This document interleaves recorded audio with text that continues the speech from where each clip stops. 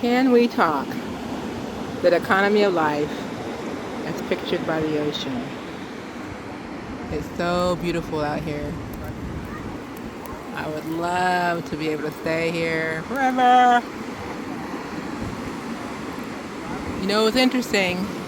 I know the Pacific. Been in the Atlantic a couple of times. Not very often, but I know the Pacific. And what's interesting is the water's so cold. So cold. It's like sticking your feet in ice bath, right? Really. Almost each time for at least about the fifth or seventh time, maybe you warm up. But the sand is so hot. The sand is so hot. It's like walking on an electric grill or something like that. The water is so powerful. You look at those waves; they come cresting in, wishing in, powerful, sweep people off into the nowhere land. But as it crumbles into the beachhead and foams and slips away, it's so gentle, it's so benign, it's so soft.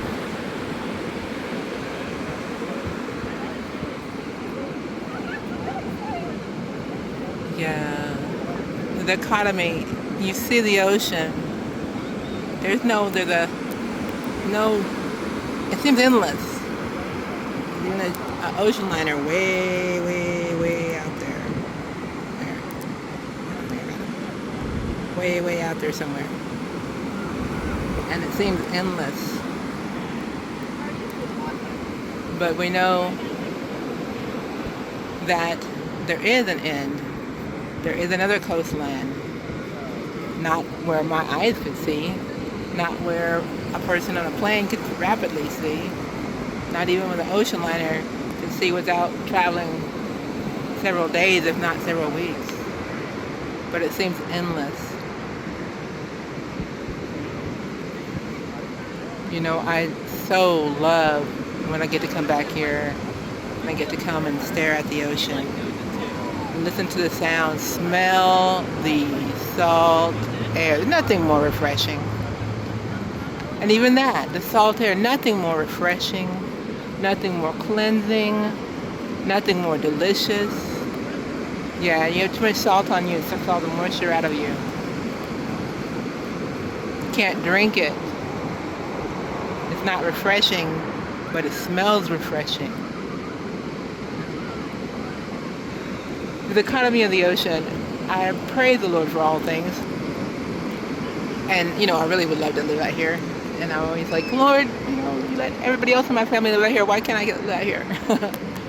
And I feel like the Lord is like, because you would love it. And that's the whole point.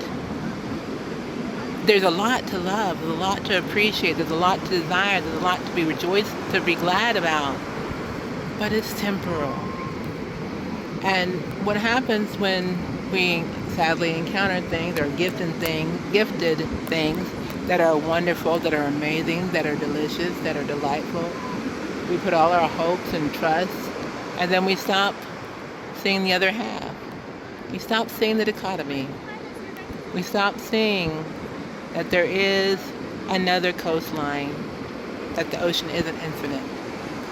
We stop seeing that the waves outside are super strong and powerful and can pull you under because we enjoy the foam and the gentleness. The water is so nice and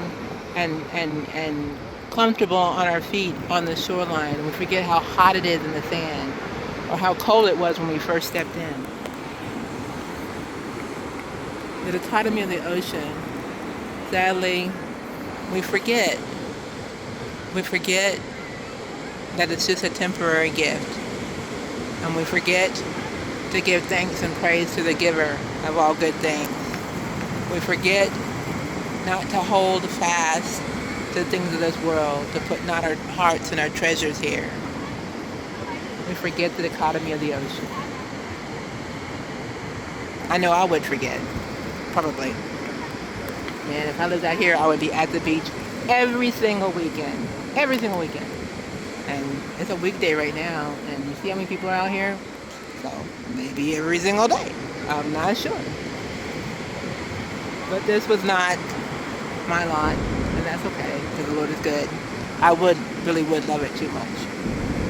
And I would hate to fall into the danger. I would hate to fall into the failure of forgetting the dichotomy of the ocean. Can we talk?